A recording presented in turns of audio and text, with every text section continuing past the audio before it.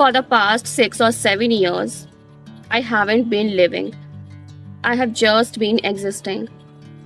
And I don't think I even realized it while I was living through it. I was chasing goals that were never truly mine, trying to become someone everyone wanted me to be, working hard, achieving, surviving. But somewhere in that process, I forgot to ask myself one simple question: what do I actually want? Bring me into golden sunlight. 2 months ago, I was sitting with my only friend. It wasn't a planned deep conversation. We were just talking about life, about how quickly time passes.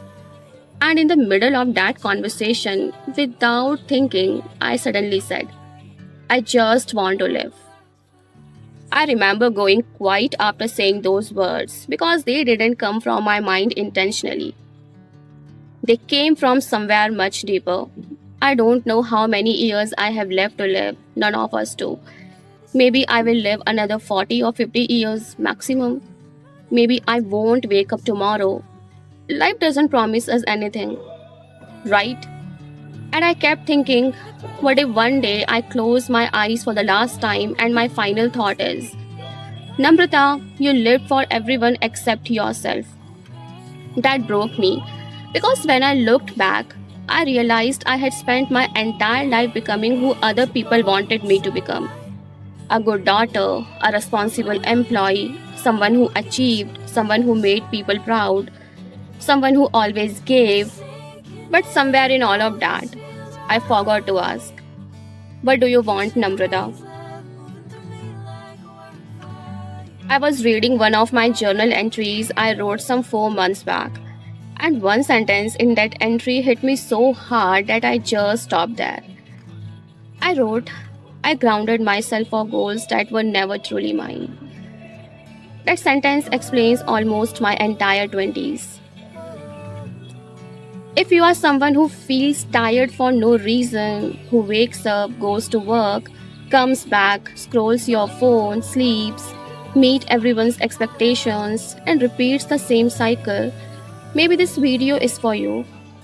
This isn't a motivational video. I'm not here to tell you to follow your dreams. I'm just going to tell you my story. Because maybe somewhere in my story, you will find a piece of yours. Growing up in an Indian home, I was taught only one thing: achieve, get good marks, get into a good college, get a good job, make your parents proud. Like many Indian kids, I believed my value depended on what I achieved. So I became an achiever, not because I loved achieving, but because I didn't know who I was without my achievements. And when I didn't get into that dream course my parents expected me to, it felt like my whole identity collapsed. Because if I wasn't successful, then who was I without my achievements? Nobody teaches us how dangerous it is when your entire personality is built around achievements. Because one failure doesn't just hurt your confidence, it makes you question your entire existence. Then college happened. Looking back, I reminisce about those days. Those were probably the prime years of my life. I was happy, genuinely happy, not because everything was perfect in college, but because I was becoming myself. I laughed more, I made mistakes, I met people who changed me, I became confident. I wasn't constantly trying to prove my worth. I was just living. Funny how we realize the value of certain years only after they have disappeared from our lives. At that time, I thought life had just begun. I didn't know those moments would become memories I would miss so much. Then came the job. At first, I liked it. I could finally pay my own bills. I felt independent. But slowly, after 2 years, I realized something. I wasn't building a life that I truly wanted to build for myself. I was just surviving. Every morning became the same. Wake up, go to work, stress on Tuesday afternoons, come home late, scroll, eat junk, then sleep, and repeat. I kept grinding because I thought that's what adults do. I worked on those things for 7 years continuously and it slowly destroyed my mental health. There was a point where I honestly didn't recognize myself anymore. My weight went from 48 kilos to 65. My body began showing signs of distress and I ended up in the ICU. But honestly, ending up in the ICU wasn't the biggest problem. The biggest problem was I had stopped feeling anything. I was physically present but mentally exhausted all the time. I couldn't feel others' emotions. I was just emotionally numb. I wasn't living anymore. I was simply existing. And there were nights when my thoughts became so dark that I wondered if life was even worth continuing. I'm not saying that for sympathy. I'm saying it because I know someone watching this has probably had that thought too. And if that's you, I'm really glad you are still here because I know how heavy those nights feel. One thing that changed me completely was something I never expected. I started reading philosophy, which is funny because I'm a science nerd. I always believed in equations, evidence, logic. I never imagined philosophy would become one of the biggest teachers of my life. It didn't give me answers, but it gave me better questions. Questions like what makes a meaningful life? What am I actually chasing? If everything ends one day, what truly matters? And somehow those questions made me feel lighter.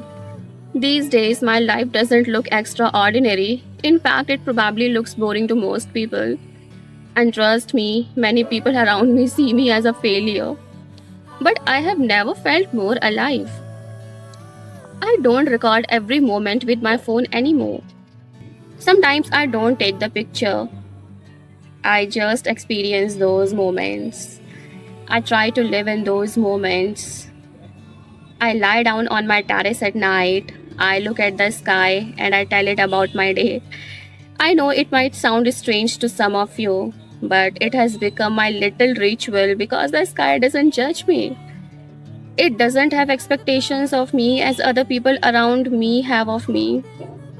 It's just me and the sky. It's monsoon in India right now. Some evenings the clouds are so beautiful that they don't even look real. Other days, the same sky looks dark, loud, and terrifying. And somehow, it reminds me of people. We are beautiful on some days, but we are carrying storms on others. And both are part of being alive. Sometimes I just sit there, feeling the wind, listening to the rain, watching the clouds move without trying to capture them on my phone. For years, I wanted proof that I had lived, but now I just want to live. I have also started doing something else. Whenever I see people, the men selling tea in the rain, children walking barefoot, someone sitting alone, I silently wish life is gentle with them. I don't know their stories, but I know what it feels like to carry invisible pain. Sometimes I look at the sky and quietly say, please be kind to the people who have already lost too much. Not because I think the sky is listening, but because saying those words changes something inside me.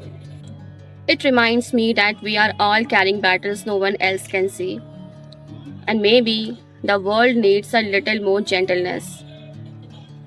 Today, I don't think living is about traveling the world or quitting your job or having unlimited freedom. I think living is much simpler than that. It's watching the rain without checking your notifications. It's calling your parents after work because you genuinely miss them. It's lying on your terrace after a long, hectic day and looking at the sky. It's reading a page after dinner that changes the way you think. It's crying when you need to cry. It's laughing loudly without worrying how you look. It's choosing your own life instead of performing someone else's. For 6 or 7 years, I was just existing. Today, I'm slowly learning how to live authentically. And maybe, if you have been feeling empty lately, this is your reminder too. Don't wait for a tragedy as I waited for to realize life was happening all along. Live it now, right now. Because one day, all we will have left are the moments we truly experienced, not the ones we captured on phones and uploaded on Instagram for likes, comments, and shares. Live your life authentically.